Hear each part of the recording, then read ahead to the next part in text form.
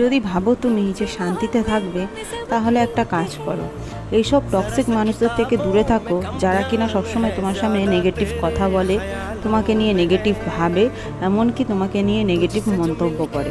আর সেই সব মানুষদের থেকেও দূরে থেকো যারা কিনা সবসময় ভাবে আমিই বড়, এবং অন্যদেরকে যারা সম্মান করতে জানে না, সবসময় তাদেরকে ছোট দেখাতে চায়।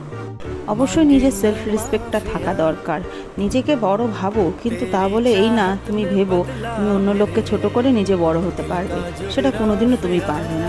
তাই সেই সব মানুষের থেকে দূরে থেকো যারা সবসময় তোমাকে ছোটই দেখাতে চায় আর নিজেকে সবার সামনে মহান দেখাতে চায়, বড় দেখাতে চায়। তো যাই হোক, মনের মধ্যে কিছু চাপা কষ্ট ছিল, সেগুলোই তোমাদের সামনে আমি বললাম। তো সেসব কথা বাদ দিয়ে আজকের কথায় ফিরে আসি। তো আজকে বুধবার, আমার ছেলের জন্মদিন।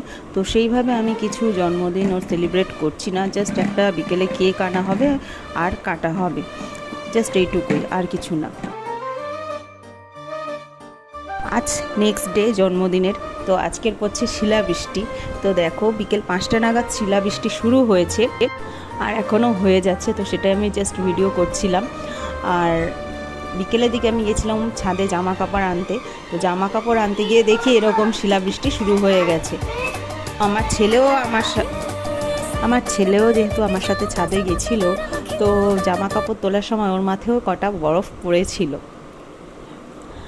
এখন বাজে রাত 10টা। তো আজকে রাতের ডিনারে আমার চাউমিনই বানিয়েছি। ছেলের চাউমিন খেতে খুব ইচ্ছে হচ্ছিলো, তাই চাউমিন বানিয়েছি। তো দেখো, চাউমিন বানালেও একা একাই খেয়ে নেয়, মোটামুটি ভাত বাদে ও বাকি খাবারগুলো একা একাই খেয়ে নেয় নিজের থেকে। ভাতও খেতে পারে একা একা, বাট খেতে চায় না, কেননা ওর হাতে লেগে যায়।